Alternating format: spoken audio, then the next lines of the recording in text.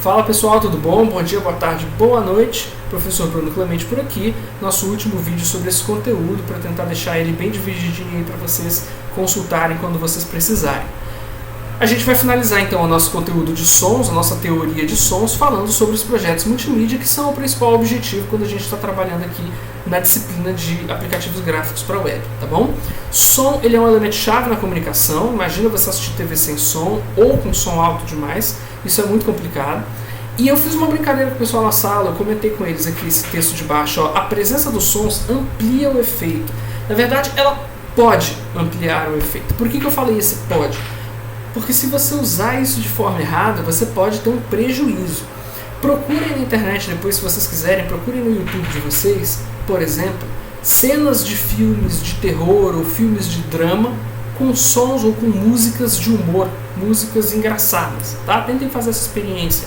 Se vocês tentarem assistir uma cena trágica com uma música boba no fundo, uma música de brincadeira, uma música estilo Trapalhões ali no fundo, vocês vão perceber que vai perder completamente o drama, vai perder completamente a atenção.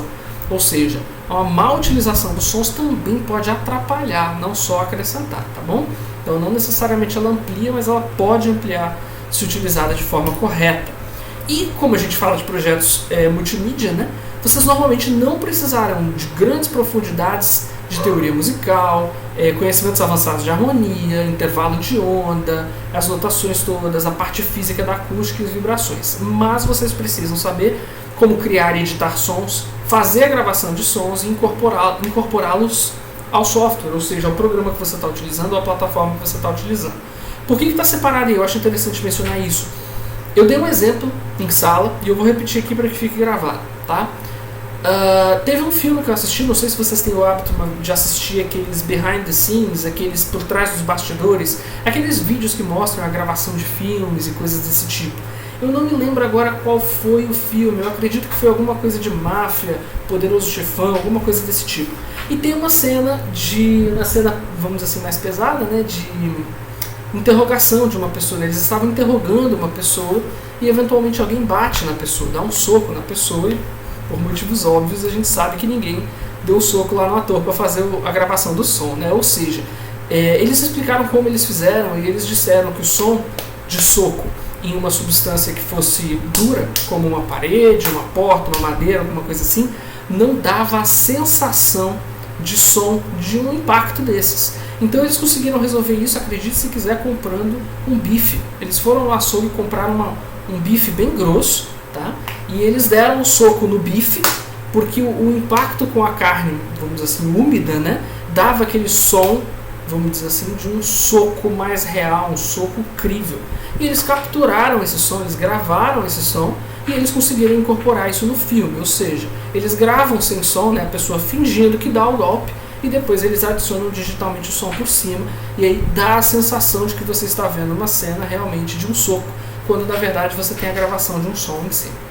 Tá bom? Então é só uma curiosidade, talvez vocês já tenham visto algo similar em algum filme, algum vídeo que vocês assistiram na internet, mas a gente muitas vezes pode usar essas ideias criativas para tirar melhor proveito dos sons dentro dos projetos multimídia. Tá? Outra coisa importante é conhecer as extensões. Tá? Depois, inclusive, para a semana que vem eu vou publicar um vídeo sobre isso. A gente mencionou em aula sobre MP3, que é muito utilizado hoje em dia por conta da questão da compressão. Eu vou mencionar aqui mais tarde. A gente falou sobre os MIDI, os sons MIDI mais tradicionais, anteriores, aí, mais antigos. Tá? E, de novo, não vou entrar em grandes detalhes porque a gente toca nesse assunto semana que vem como material de apoio. Tá? Mas é importante vocês pelo menos conhecerem um pouquinho esses nomes. E uma coisa para a gente poder finalizar é o seguinte: o som digitalizado ele é amostrado, ou seja, quanto mais amostras de um som numa determinada fração de segundo, mais real ele fica, da mesma forma que uma animação. Então deixa eu dar um exemplo simples para vocês. Eu vou um pouco para o lado, eu vou colocar a minha mão aqui. Não sei se vocês já ouviram o termo frame por segundo. É muito utilizado hoje em dia para filmes, animações, jogos e coisas do tipo. Quanto mais frames ou quadros por segundo, mais real, mais próximo do real, você vai ter a imagem do seu vídeo. Quanto menos frames, mais quebrada ela fica.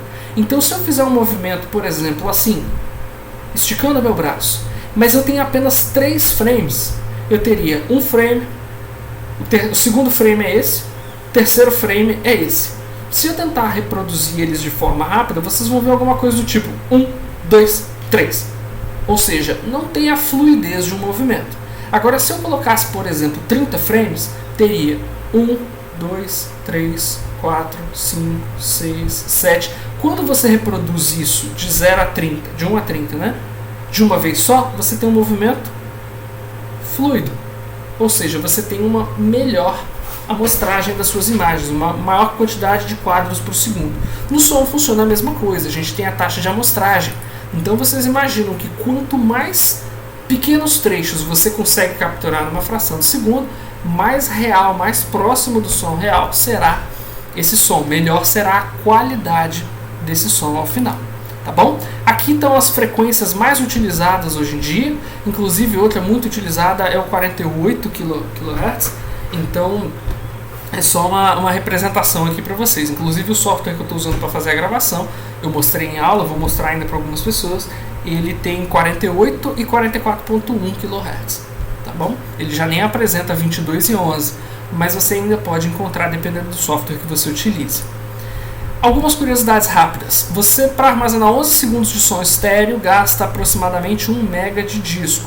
Hoje em dia isso para nós é trivial, mas lembra que teve uma época aí que os discos de armazenamento eram muito pequenos. Então isso era um problema antigamente, hoje em dia é muito mais tranquilo.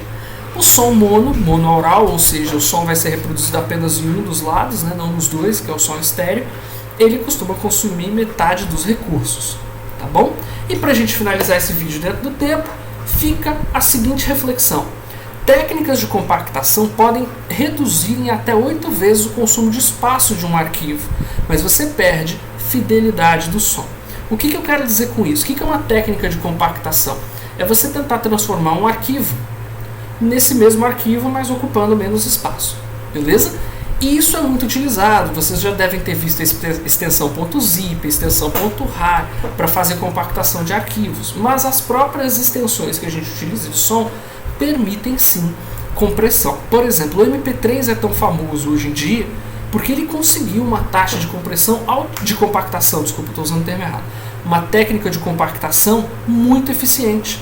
E aí você me pergunta, mas Bruno, como é que eu consigo manter o mesmo som e diminuir em 8 vezes o tamanho do arquivo? Não consegue, mas o ouvido humano, e eu vou voltar para um slide que eu coloquei lá atrás, não sei exatamente que ponto, ele é capaz de desconsiderar aqui, ignorar defeitos graves em sinais que são assumidos como irrelevantes. Ou seja, nós não ouvimos todo o espectro de som, beleza? A gente não ouve todo o espectro de som, é por isso que existe aquele apito de cachorro, né? Ou seja, aquele apito está sendo reproduzido num som agudo o suficiente para não estar na capacidade humana de ouvir, embora o cachorro consiga ouvir porque ele tem uma melhor audição, tá bom? E nós também podemos perder um pouco de qualidade sem perder o entendimento geral da coisa.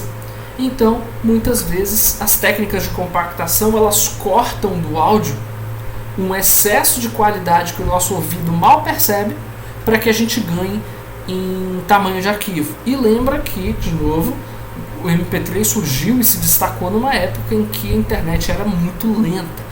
Então conseguir reduzir o tamanho do arquivo era essencial para ele se popularizar, para as pessoas baixarem as músicas e conseguirem trocar os seus arquivos na internet. Tá bom? Isso leva à grande pergunta: quanto de perda é aceitável e como é que você define qualidade? Uma coisa que a gente discutiu, foi um assunto que os alunos levantaram na aula e a gente debateu, foi justamente a seguinte pergunta: como é que você trata áudio versus como é que você trata música? Porque música eu posso perder um pouco da qualidade, só um pouco, eu ainda consigo ouvir bem a música. Agora áudio não precisa de grande qualidade de som, o importante é eu conseguir ouvir, o importante é transmitir a mensagem. Então você pode sim usar arquivos de compressão, de compactação diferentes, você pode usar técnicas diferentes, aceitar uma perda maior, porque você está fazendo uma coisa que não faz tanta importância se houver uma perda. Mas a música já pode ser uma coisa complicada. Tanto que existem pessoas que não ouvem música em MP3. Elas só utilizam músicas em extensão FLAC, que é o mais próximo, mais fiel às gravações originais em vinil. Tá bom? Óbvio que para fazer isso, o tamanho do arquivo é muito maior do que o MP3, é uma coisa que algumas pessoas estão dispostas a fazer.